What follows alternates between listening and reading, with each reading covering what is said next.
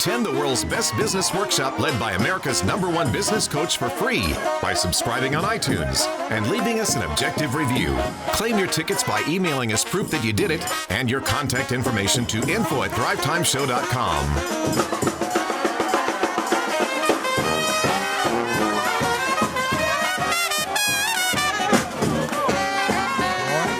Welcome back to The Conversation. We're joined here today with Pastor Brian Gibson and Pastor Jesse Gibson from River City Church, and we're talking about boundary setting. Specifically, when you have a thriving organization, a growing organization, let's just say when you have more customers than whose names you can remember. This is when this gets real.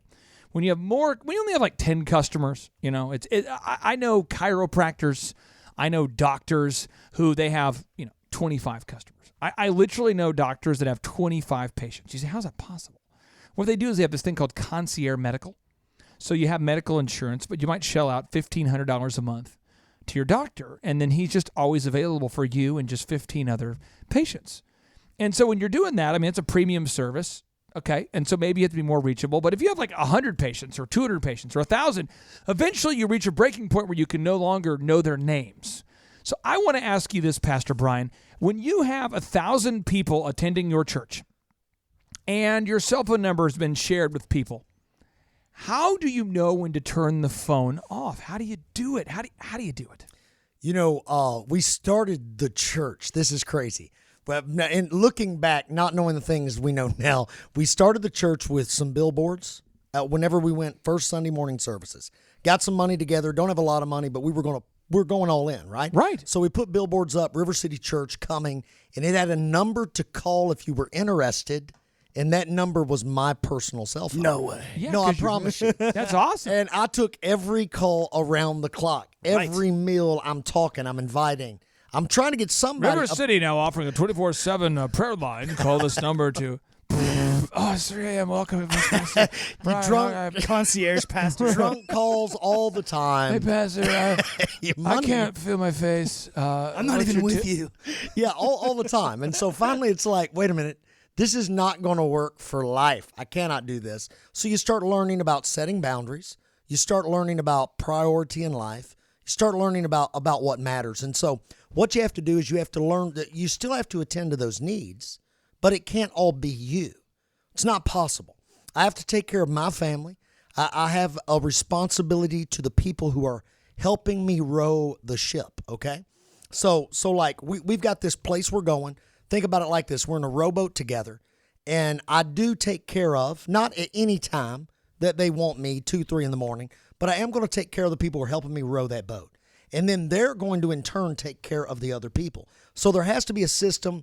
Jesus had 12 disciples. And by the way, Jesus went a little bit north of what Lee Cockrell would recommend. Lee Cockrell, who once managed 40,000 employees as the executive vice president of Walt Disney World Resorts. He had 1 million, imagine this, 1 million customers a week. Wow. This is one of the things that blew my mind about interviewing Lee Cockrell. Broken Arrow, which is where the man cave in Camp Clark and Chicken Palace, the studios are located.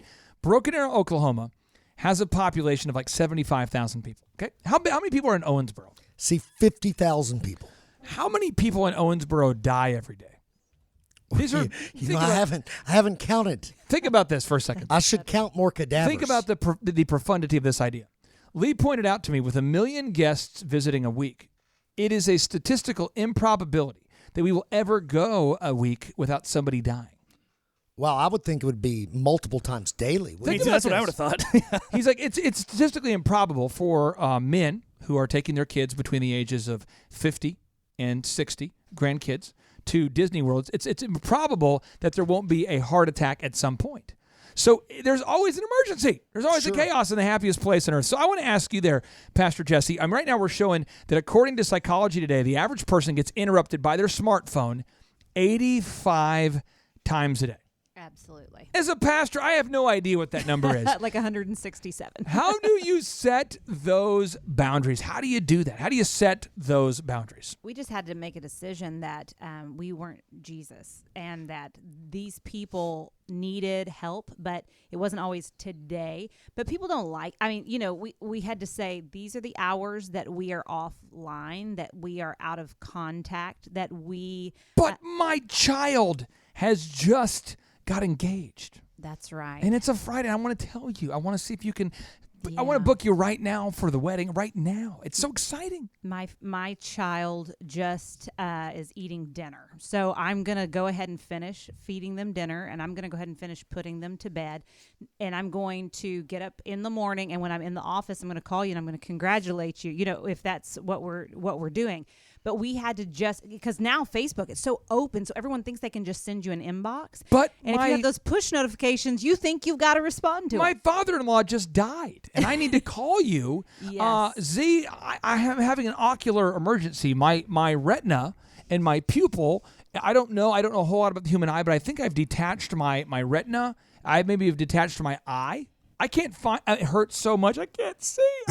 So how do you set boundaries for an optometry clinic? How do you do it? Well, it's the same thing. You have an answering service for after hours, and if it's an emergency, then they call 911 or go into a hospital. But and if it's something else, then they'll deal with it in the morning. They'll leave a message and be dealt with it. So you have gatekeepers, as we talked on yesterday's show. You put gatekeepers in place. You have good policies. And sometimes it's tough love. It's tough. It's the tough love. You've got to set digital boundaries to win. The smartphone is now the biggest distraction, productivity killer, intelligence reducer, and stressor standing in the way of success for 90% of the clients I've worked with. And it's hard to write a business plan or to update your pro forma or to make sales calls or to hit on your wife or to do anything when you're on Facebook and Twitter, constantly reacting to push notifications. You've got to set those digital boundaries to win. Daniel Goleman, the clinical psychologist and the New York Times bestselling author, he says this, Z. He says, we need to recreate boundaries. When you carry a digital gadget that creates a virtual link to the office, you need to create a virtual boundary, Z, that didn't exist before. Z, help somebody out there, a business owner who just feels like, I can't unplug, man. I can't unplug. Well, now that it's invisible, I remember, I'm old enough, Clay, to where I remember we had pagers. What? Oh, yeah. That was you or somebody when you had a pager. Yeah, I remember. There's a song called Quality Time by a group called High Five R&B Group. Yeah. And he references that when his boo is hitting him up on his pager, he'll ignore everyone else's pager. There you go. But he'll call you. That was his sign of endearment. Yes, if you're that inner circle. Wow. And I can even remember it before we had pagers. As crazy as that sounds, I'm that old, Clay. Were there pterodactyls at present? Yeah, exactly. It was easy. It was easy to set boundaries back then. We have a fence between me and my neighbor. It's a boundary. We have, the telephone rings. Somebody else answers it. It's a boundary, and the gatekeeper right there. But it was easy to set up. But now with the smartphone, you're connected to anybody and everybody around the world. And, as far as boundaries, I think generally speaking, people respect each other's boundaries. But, Z, you've allegedly had a neighbor in the past who wanted to destroy what was it, the bush? The bush you had that you planted? Oh, the Bushgate. What was the bush? Okay, what kind of bush was that? Here's Bushgate, okay? In my old house, I had a great view of the pond, but the neighbor's yard kind of backed up to mine. So in other words, they could plant stuff in their yard that would block my view. Right? You following me? Right. Even though I'm on the pond, the better view. When we come back from the break, I want you to share this story because I want all the listeners to understand, even when you set boundaries, somebody always wants to plant a bush that obscures your view. Somebody wants to break those boundaries. Stay tuned. It's the Thrivetime Show on your radio.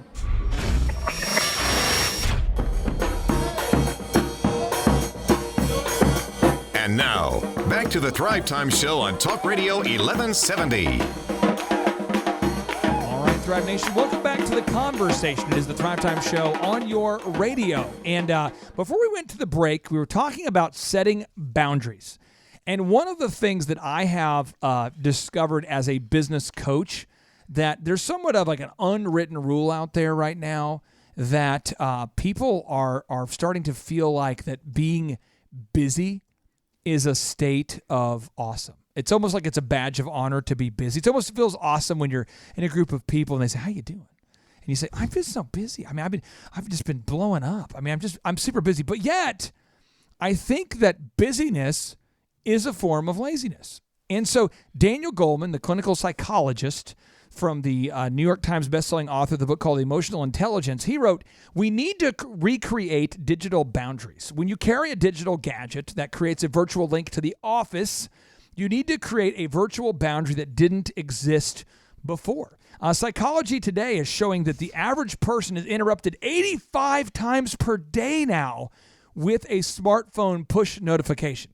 And so, but even Z, when you do have the presence of mind or the intentionality like Pastor Brian and Pastor Jesse have done when growing their church to set boundaries, some people want to step over those boundaries. And I think of no greater example than when you purchased your home. You guys had a view that overlooks kind of a neighborhood lake or neighborhood pond. Mm-hmm. It's a majestic setting behind a gated community and with the wall. And things are good. And there's lines of demarcation called your property boundary. And so you have an unobscured view of the water. Correct. And so the neighborhood's yard, though, kind of came a little bit behind mine. So, and we're kind of looking at an angle. So, in other words, I'm looking over his property to the pond, part of the view. But then you look out there, I mean, you wouldn't really tell. So, one day, they're out there in the very corner of their property planting a crepe myrtle. And crepe myrtle can get pretty big. They get pretty bushy if they're not trimmed. I mean, those things can get pretty big.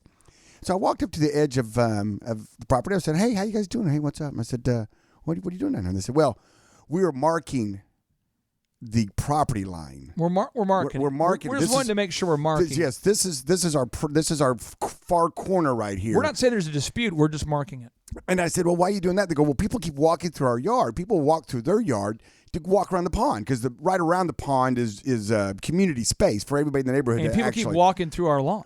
And I go, "Well, what's that going to do?" Well, they'll know that this is our yard. And that's where it is. And I said, "Well, if you don't want them to walk through, why don't you put up the thing called a fence?" She just kind of looked at me, I said, okay. Yeah. So I formulated. You can't be a prophet from your own town. I formulated Bushgate. So later on that evening, dressed all in black, my brother and I went down and we accidentally spilt some Roundup on said bush. And we thought we were so clever. And then about a week or two later, the bush is no longer with us. Now, can we have a moment of silence for because you spilled? Yeah. And then, to much my chagrin, is that guess what? They just dug it up and put another one in. And so again, anybody could be out there in the dark of night wearing black, spilling Roundup accidentally. I mean, these are things that could happen. Happens. These things happen. Okay, so what happens next? I had to go to Plan B. I said, okay, obviously, just killing the little rascals not going to get her done. So I thought, what are my options here? And I went, aha. So I went to the store and I bought a dwarf. These are things that you actually did. Yes. This is so good. Dwarf crepe myrtle. And then that night, it happened to, I you wanted made the to plan switch. it. I wanted to, yes, I made the switch. And so I took their crepe myrtle. That's a lot of work for crepe myrtle. I put it over on my other side of my property, in a pointed place. So every time I saw it, I could smile and go, yes. I relocated. I didn't harm this one. There was no harming the second time around of any plants. That's correct. And so now they're growing happily and safely. Is a dwarf crepe myrtle, but they had planted about 3 or 4. The others are huge now. This one's just a little bit. I don't know why it's not growing. So it doesn't block my view. I want to ask Pastor Brian because he always has a good story. So I'm going to tee it up so I don't put him on the spot here. But there has to be a time where you and your wife have set a boundary with the church, and you've said hey, listen, I love you guys so much, but you can't come to my house or something. And somebody just didn't respect that boundary. I mean, because there's some pastor listening right now who's set the boundaries and it's just not being followed. Do you have an example from your career? Absolutely. First, I want to tip my hat to Dr. Z, because how good must your life systems be to have the time to fight the war of the crepe myrtle? It was worth the fight, Pastor. That's an investment. I believe in you now. I'll say this. Early on when we started, we had a young church. And we had the starter home. We're getting a family going. And our day off back then was Monday morning. And there was a young lady that Jesse was ministering to in the church that had no idea what a boundary was. And she would show up knowing that Monday was her day off. You could be making out. That's right. We could be doing anything. You could be canoodling. You could be talking. You could be making a scrapbook. We could have been starting a family, right? You could have been. And she shows up like clockwork every Monday. And she's like, what are you doing? Excuse me. Yeah. Jesse's like, well, it's our day off. And she's like, well, good. And she'd come in and sit there for like 6 hours. This is and it's great. like, you don't understand. It's our day off from you. We want to be away from I'll get more specific. That's the day off. I had so to, awesome. I your had to days sit her off. down and say, actually, we take a day off from you. Like, Oh, this you is are great. what I'm taking my day off from. She couldn't understand I that. just want to give back. I just want to be with you on the day you're I away thought you from loved me. people. I want to give back. I Yeah, thought you so loved people. when you came to our house, Clay said this. He drove to our house. I sold that house that has neighbors that know you did? where I You live. sold the house? Yeah. No. This is the house before. Oh, okay. okay. So I sell that house and I move out into the country because I'm going to make sure was gonna say, nobody that's pretty far ever out. drops by my house again. So I'm dug in out there with like all sorts of preppers and things like that. But it's a boundary. And then Jesse and I, you were talking about taking care of your family earlier. We have the law of sevens, all right? So every 7 days we're going to have a date. And we preach that. We talk about date night to our people. Action And our- movies. Yeah, action movies. We're going to eat at Five Guys. Things I want to do. It's What does cheat that night, too. What does that date look like? It looks however we want it to look that week, but most of the time it looks a lot like eating really terrible food because it's cheat day. And Wow, that's convenient.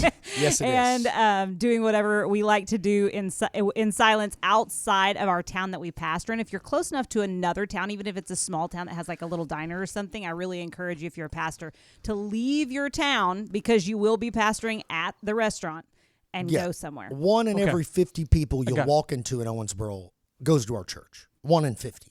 So you're not going anywhere without having a member there. So we go somewhere else. And we preach date night until our people learned. On Thursday night, we're on date night. Say hi to us, but don't stay at our table. I would say that from the pulpit forever.